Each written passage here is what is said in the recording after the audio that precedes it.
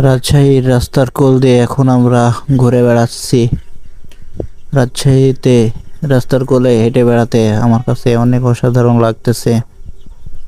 এখন ঘড়িতে বাজে পড়া 4:03।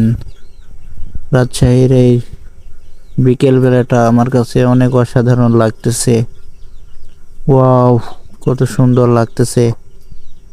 রাস্তার কোলে অনেক সুন্দরভাবে করে গাছপালা লাগিয়ে দিয়েছে, অনেক সুন্দর। ওয়াও, আমার কাছে অনেক অসাধারণ লাগতেছে।